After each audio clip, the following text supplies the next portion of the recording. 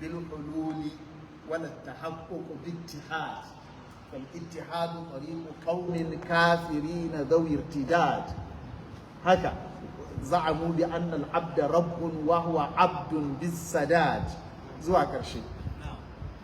وقال أن الصوفي صوفي أتكنسو زي تكاكاج ونبوهابي وقال أن المعتزلي فمعتزلي أتكنسو زي تكاج ونزيدي zaidiyya wata nau'i ne afwan wa qala annal mu'tazili wa zaidi ba mu'tazile da zaidi saboda aqwal din suna kama a cikin sifat za su ce anni jabari za su ce wannan jabari mun san jabari ko masu cewa aikin bayi ba su da hannu cikin aikin su ka san su mu'tazila suna ganin akan dai matsalan khalqu af'alil ibad mu'tazila suna ganin bawa shi yayi aikin sa ba da yin Allah ba saboda ba su a ganin su suna tanzihin Allah daga jingina masa munanan abubuwa to shi kuma jabari yana ganin a'a duk abin da bawa yayi Allah ne ya sa shi yayi su kuma mu'tazila sai yana cewa Allah zai sa bawa yayi abu kuma sannan ya kama shi akan abin da shi ya sa shi ba haka dai wannan magana ce mai tsawo amma dai ba wajenta bane muhimmin kawai abin da nake so dai a nan wato ba mu'tazile da zaidi su ce mashi jabari ne shi ga yana wa qala anni al-hanbali ba hanbali in an ce ba hanbali nau'i ne na wato masu makarantar salafiya amma a cikin aqida a cikin ayatus sifat a cikin abin da ya shafi ayatus sifat wato mutanen da suke isbati suke tabbatarwa ko wasu ke kiransu masu tajsimi wanda suke jikinta Allah to su ake ce ma hanabila to wa qala anni al-hanbali anni inni jahmi hanabila sai su ce wannan ba jahmi ana jingina su ne zuwa ga Jahm ibn Safwan wani daga cikin shugabannin Mu'tazila to amma ana zargin kuma asha'ira saboda tawili da bin aqwal din jahmiya shi yasa za ga Ibn Taymiya as-sawa'iqul mursala fi raddi ala al-jahmiyati wal mu'attila ko wa qala anni al-ash'ari ba ash'ari kuma zai ce anni hashawi ko inni hashawi afwan duka inni to qala wato shi kuma ba ash'ari zai ce kai wannan hashawi ne hashawi sune irin waɗanda ana ce musu hashawiyya sune masu muthbita din masu aiki da zahirin lafazi ba tare da tawili a cikin abubuwan da ya kamata a yi tawili ba a ganin ash'ari wato dai abin da yake nufi kowa ba zai nutsu da ni kowa yana ganin wannan dan wancan ne yana ganin dan wancan ne to shi kuma duk mutumin da ka ji ɗan ɗa'ifa ɗaya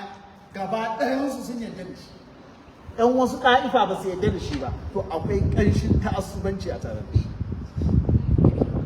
ina fatan mun fahimta galiban mutumin da yake ɗaukan gaskiya duk inda ya ganta to ana tuhuman shi galiban da sunaye mabambanta su mutane suna son na biyu kawai da sun ga ya faɗi ƙaunin irin waɗancan a cikin wancan matsala sai a ce to shi ɗan wancan an jima kuma ya dawo to in ya ruɗa mutane kuma sai a ce kai wannan muzabzabi ne ba ya can to duka dai neman gaskiya ne da tsayawa tare da ita a duk inda aka same ta kuma abin da ake nema kenan dan abin da ake so ka zama shine muslimu ina fatan mun fahimta muslimu a musulunci ne kaɗai yake da haƙƙin taƙyidin ka cikin komai da ɗaurin ka cikin komai amma in bayan musulunci fahimta kana da ƴanci ka ɗauki irin fahimtar da ka zaɓa cikin kowace matsala matuƙan ka gina akan ijtihadi ina fatan mun fahimta ko matuƙan ka yi taƙlidin wani imami a cikin wannan abin wato ba yin gaban kanka kai ba akwai wani imam da ya tafi zuwa ga wannan kaga ka nutsu da fahimtansa ka yi riko ina yawan gaya ma mutane ai kaga mu anan ai duk mun tashi cikin asha'ira ne ko mu da ash'ariyawa ne ko haka aka aike mu muka tashi amma ni a cikin ayatul sifat ni da nake maganan nan ni ba maturidi wallahi maturidi ba ash'ari ni ba ash'ari ba ne. Imani na shi in Allah ya faɗa aya kawai mu bar ta yanda ya faɗa. Tafwidi ba irin tafwidin mujassima ba, amma kawai yanda ya faɗa me yake nufi Allah ne ya sani a cikin ayoyin sifat. Ba zan ta'awili ba zan isbati a irin yanda ya gaba, zan tafwidi in fawwada wa Allah sanin abin da Allah yake nufi. Ina fatan mun fahimta. Amma kaga amatan in zan kira kaina ash'ari ko, amma a cikin nan na fi nutsuwa da tafwidi. Mu malikawa ne, amma su da yawa za a ga malamanmu a cikin masail da yawa da ba na nutsuwa da ana zaune tafiya ba ta tashi ba a haɗa sallah, amma ana kan tafiya an zo wani gari za a iya port, ana zaune a masauki karfe 1 za a tafi airport kila karfe 2 a je a shiga jirgi karfe 1 airport a hotel a haɗa sallah. To amma malamanmu duk suna yi, amma ya saba da ainihin mazhaban malikiya. Ina fatan mun fahimta. A ainihin mazhaban malikiya sai tafiya ta kan kama, ana kan hanya, to shine ko kuma an tada mota za a shiga ko makamancin wannan da tafiya ya ta kan kama, to sannan ba ne za ka yi da sallah. Amma kana zaune kawai ba za ka haɗa sallah ba. Ma sai karfe ko karfe 4 za su tafi hotel, za su tafi airport, za su iya haɗa sallah tun karfe 1, wanda yake kuma kaga ya saba da abin da aka sani a mazhab. Saboda haka abin da yake so in ce dai wato malami to amma ya kai sai ya kai makamin ijtihadi wanda zai wannan. In muqallidi ne to abin da aka fi so da shi ya taklidin imam ɗinsa. Shi kuma ijtihadi wato mataki ne. Mafi yawan almajirai wanda suka dan kai wata mustawa na karatu za su yi ijtihadi a cikin wasu mas'aloli. Da haka baya nufin cewa mutum mutlakan ba zai iya ijtihadi kwata-kwata a komai sai ya kai makamin al-ijtihadul mutlaq, wanda wasu malamai suka ce wanda suka kai wannan makamin gaba daya a tarihin musulunci gaba daya ba su wuce mutum 10 ba. Gaba daya a tarihin musulunci wanda suka kai makamin al-ijtihadul mutlaq ba su wuce mutum 14 a ganin wasu malamai. Duk wani mujtahid muqayyad in ba waɗannan 14 ba. Al-Imam Sayyuti yayi da'awan dan ku gane ijtihadul mutlaq. Al-Imam Sayyuti yayi da'awan ijtihadul mutlaq, malamai ba sallama mishi. Yayi da'awan al-ijtihadul mutlaq, malamai ba sallama mishi ya kai wannan makami. Al-Imam Sayyuti ba sallama masa. Saboda haka kaga ijtihadul mutlaq wani makami ne wanda yake tun wajen shekara 700 malamai suke cewa ya ƙare, babu halin yuyuwan shi. Tun shekara 700 da ya wuce malamai ke cewa babu sauran yuyuwan samun al-mujtahidul mutlaq. To dan haka ijtihadi gaba daya a mukayyar to, amma kuma ijtihadi ma mataki ko har za a zo mafi kankantansa a tarjihi al-ijtihadu fil mas'ala ko kai tarjihi tsakanin kaulin wani malami da wani malami wanda ala dan mutum yake bukata na ilimi daidai gwargwado domin ya iya wannan wallahu ala. Za mu takaita haka nan kamar da nace ina da uzuri, insha Allah sai sati mai zuwa idan Allah ya kai Allah ya taimake mu. Ina ganin na alaikum salam.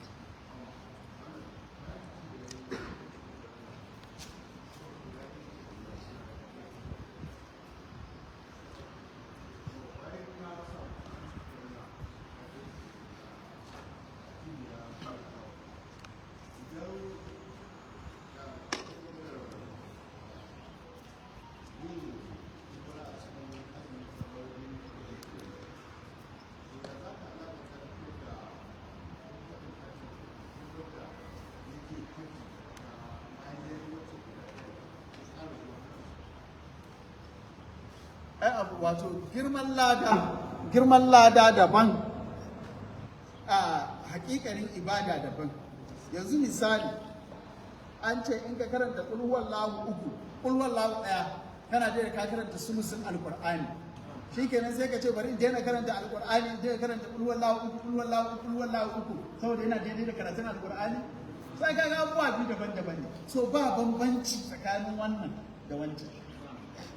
Wannan kawai falala ce ta girman lada, kamar manzo Allah sallallahu alaihi wasallam ba ya ce wanda ya alula ya je Quba ya sallah yana daidai ya umra ba?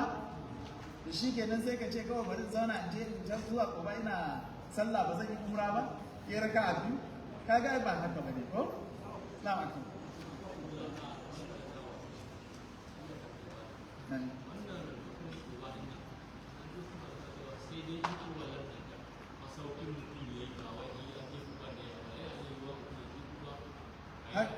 haka hadisi ya ce amma wannan kawai wannan ba za a yi takayyud da shi ba haka lafazin hadisi aka yi faɗa amma a cikin hadisi akwai abubuwa da wato mafahim da ba a aiki da su wato ba a takaituwa da su to wannan za a iya cewa yana cikin waɗannan mafahim din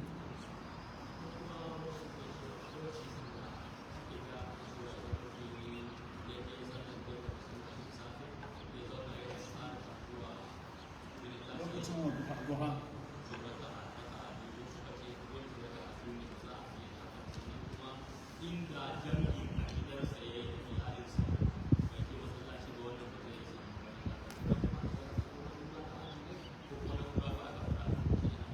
na umra ne amma abin da nake so ka gane shi ne duka waɗannan abubuwan falala ne na Allah subhanahu wa ta'ala yana da wani yana ba wani da yake idan ka zauna a gidan ka kai dalili yasa ka yi jami'i a gida ka zauna kai wannan azkar din har fitowar rana kai duha kana da wannan ladin Allah ya yi to shi ma nan wajen a gidan na kai shi ma masallaci manzo Allah sallallahu alaihi wasallama yayi wa Atban ibn Malik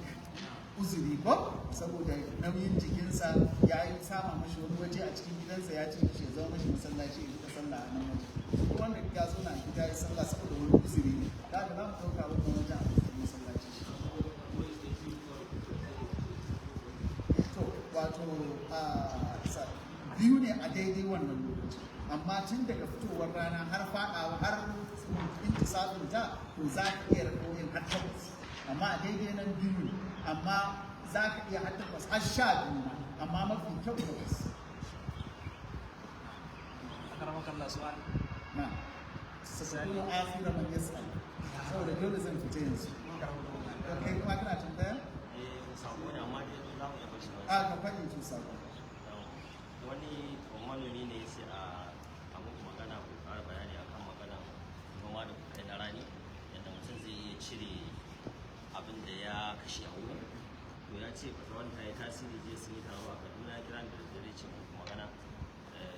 manoma sun ji to kawai manoma su shirya muhadara ba masu lecture ne kai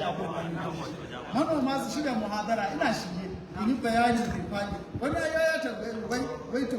makiyayi ba kace to kai dama a jahilcin ka mutum zai tanaji dabbobi ne ya ta ba su allura da abinci da sauransu sannan kace ya fitar masu zakayin da zakan dabbobi wani irin karatu ne da kai ba ustaz ba ustaz na ƙara ɗibo wani abin kuma na ƙara ɗibo wata magana na ƙara lafiya to ya za a yi irin wannan kiwo na zamani mutum yana kiwo yana sayo magunguna yana da ba da kula yana ba su abinci na musamman yana kaza sannan a zo zakka ka ce ya yi zakka irin zakkan hadisi na fitarwa na adadi raƙumi 5 ƙaramin dabba 25 haba ustaz haba